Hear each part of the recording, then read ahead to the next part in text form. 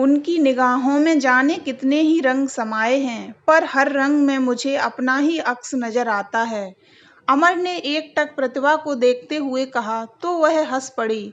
चलो आज तुम्हें अपने पेरेंट्स से मिलवा दूं। अमर ने प्रतिभा का हाथ थाम कर कहा। प्रतिभा खुशी से चीख पड़ी, सच? उसके चेहरे पर शर्म की लाली बिखर गई। माहौल में और भी रंग भरते हुए अमर ने कहा, सोचता हूँ लगे हाथ उनसे हमारी शादी का दिन भी तय करवा लूं। प्रतिभा ने हौले से पलकें उठाते हुए कहा, सीधे शब्दों में कहो ना कि तुम मुझे प्रपोज कर रहे हो। इतने निराले अंदाज में तो कभी किसी ने प्रपोज नहीं किया होगा। प्रतिभा की बात सुनकर अमर हंस पड़ा, फिर गंभीर होता हुआ बोला, सच प्रतिभा, बहुत प्यार करने लगा हूँ तुम्हें और तुमसे जुदा होकर जीने की बात सोच भी नहीं सकता। इसलिए चाहता हूँ जल्द से जल्द हमारे रिश्ते को घर वालों की भी स्वीकृति मिल जाए। जरूर मिल जाएगी स्वीकृति। तुम बताओ कब चलना है? कल कैसा रहेगा? एक्चुअली कल सैटरडे है। सुबह निकलेंगे तो शाम से पहले ही लखनऊ पहुंच जाएंगे, फिर संडे वापस दिल्ली। Very good. मैं इंडियन ड्रेस पहनकर चलूंगी ताकि तुम्हारे पेरेंट्स को एक नज़र में पसंद आ जाऊं। कहकर उसने अपना सिर अमर के कंधों पर टिका दिया। अमर और प्रतिभा एक ही ऑफिस में पिछले 4 सालों से साथ काम करते आ रहे हैं। प्रतिभा पटना की है और दिल्ली में पढ़ाई के साथ पार्ट टाइम जॉब करती है। इधर अमर भी लखनऊ से अपने सपनों को पूरा करने दिल्ली आया हुआ है।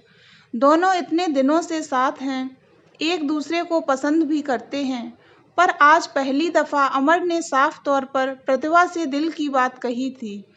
दोनों के दिल सुनहरे सपनों की दुनिया में खो गए थे। अगले दिन सुबह सुबह ट्रेन थी। प्रतिभा ने एक सुंदर हल्के नीले रंग का फ्रॉक सूट पहना, उस पर गुलाबी रंग का काम किया हुआ दुपट्टा लिया, माथे पर नीले रंग की बिंदी लगाई, होठों पर हल्का गुलाबी लिपस्टिक लगाकर बालों को खुला छोड़ दिया। हाई हील्स पहनकर जब वह अमर के सामने आई तो वह आहें भरता हुआ बोला, आज तो महताब जमीन पर उतर आया है, साथ साथ चलेगी रोशनी सारी रात। मिस्टर शायर, आप कहें तो हम प्रस्थान करें? मुस्कुराकर प्रतिभा ने कहा और दोनों एक दूसरे का हाथ पकड़े आगे बढ़ गए। पूरे रास्ते दोनों भावी जीवन के सपने देखते रहे। घर पहुंचकर अमर ने बेल बजाई तो प्रतिभा का दिल धड़क उठा। वह पहली बार अपने भावी सास ससुर से मिलने वाली थी। दरवाजा अमर की मां ने खोला। पीछे से उसके पिता भी आ गए। प्रतिभा ने जल्दी से दुपट्टा सिर पर रखकर सास ससुर के पैर छुए और आशीर्वाद लिया। सास ने उसे गले से लगा लिया और प्यार से अंदर ले आई। इधर प्रतिभा इस बात को लेकर चकित थी कि पहली बार मिलने के बावजूद उसे अमर के माता पिता का चेहरा जाना पहचाना सा लग रहा था। वह असमंजस की स्थिति में थी। थोड़ी देर की बातचीत के बाद आखिरकार उसने अपने मन की बात बोल ही दी। इस पर अमर के पिता एकदम हड़बड़ा से गए, मगर जल्द ही संभलते हुए बोले, देखा होगा बेटी कहीं तुमने, कहीं आते जाते। फिर बात बदलते हुए पूछने लगे, तुम पटना में कहाँ रहती हो? जी कंकरबाग में। जवाब देकर प्रतिभा ने फिर सवाल किया, पर अंकल आप दोनों तो लखनऊ में रहते हो और मैं दिल्ली में। आप कभी अमर से मिलने दिल्ली आए भी नहीं हो, फिर मैंने आप दोनों को कहाँ देखा होगा? अमर की मां ने बात संभालने की कोशिश की और बोली, बेटी एक जैसे चेहरे वाले भी बहुत से लोग होते हैं। वह सब छोड़ और यह बता कि तुझे पसंद क्या है, वही बना देती हूँ। प्रतिभा तुरंत उठ गई और बोली, अरे आंटी आप बैठो, मैं बनाती हूँ ना। इसके बाद प्रतिभा ने कोई सवाल नहीं किया। खाते पीते और बातें करते कब रात हो गई पता ही नहीं चला।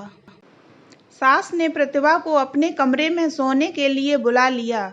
प्रतिभा ने टेबल पर रखी तस्वीरें देखते हुए पूछा, आंटी जी अपनी पुरानी तस्वीरें दिखाइए ना, और आप दोनों की शादी की तस्वीर भी।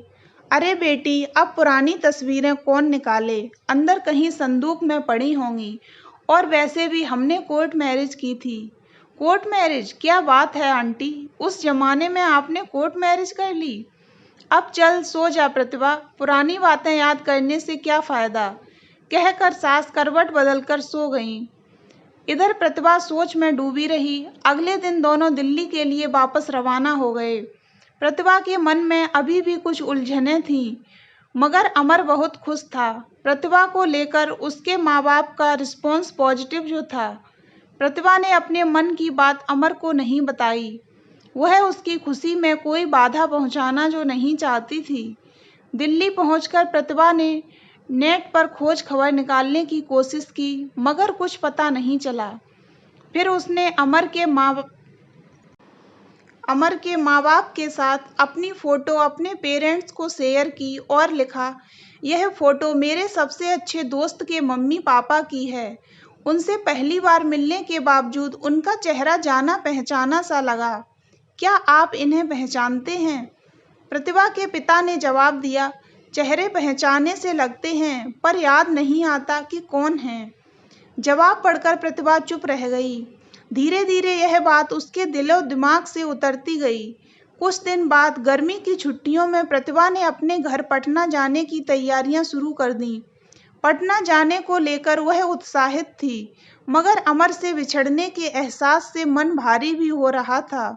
किसी तरह अमर से विदा लेकर वह ट्रेन में बैठ गई। सारे रास्ते वह अमर और अपने रिश्ते को लेकर सोचती रही। अब वह अमर के बिना जीने की कल्पना भी नहीं कर सकती थी।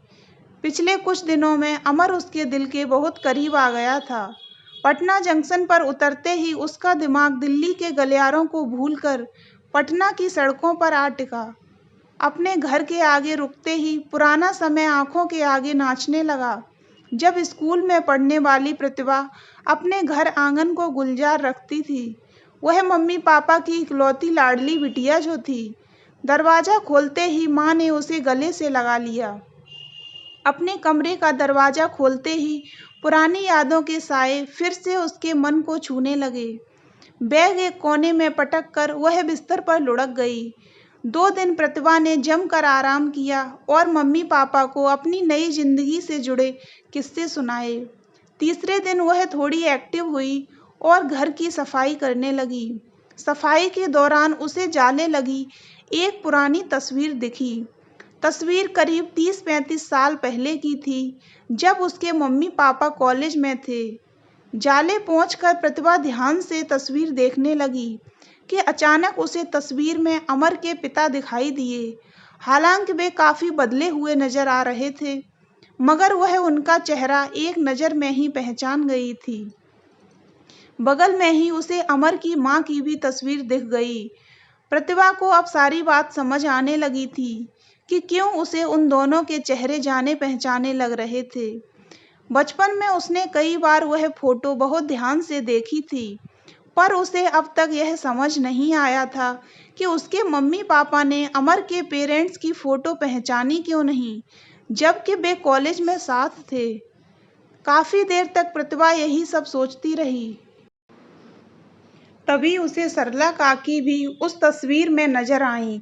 सरला काकी के परिवार के साथ उनका रिश्ता बहुत पुराना था। प्रतिभा ने अपने साथ वह तस्वीर ली और सरला आंटी के पास पहुंची। उनका बेटा सुजय उसका बचपन का साथी था। सरला काकी ने उसे देखते ही गले से लगा लिया। कुछ देर बैठने के बाद प्रतिभा ने वह तस्वीर निकाली और काकी को दिखाई। काकी तुरंत तस्वीर पहचान गईं। तब प्रतिभा ने अमर के पेरेंट्स की वह तस्वीर भी दिखाई, जिसमें वह भी थी। इस तस्वीर को देखकर काकी चौंकी और फिर बोली, अरे तुम मुकुंद और सुधा से कब मिली? वे दोनों कैसे हैं बेटा? आप जानती हैं उन्हें? हाँ मेरी बच्ची, वो सबके साथ वाली तस्वीर देख, उसमें भी तो वो दोनों खड़े हैं ना। पर मम्मी पापा ने तो इन्हें पहचाना नहीं। प्रतिभा की बात सुनकर काकी थोड़ी गंभीर हो गईं। फिर बोली, कैसे पहचानेंगे? उसका घर जो जलाया था तेरे पापा ने। घर जलाया था? पर क्यों काकी? क्योंकि उस वक्त तेरे पापा की बुद्धि मारी गई थी। सरपंच के इशारों पर चलते थे।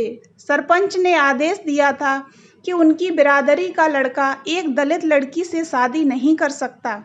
सुधा दलित थी ना। सरपंच ने लठैतों को भेजा उनका घर जलाने को।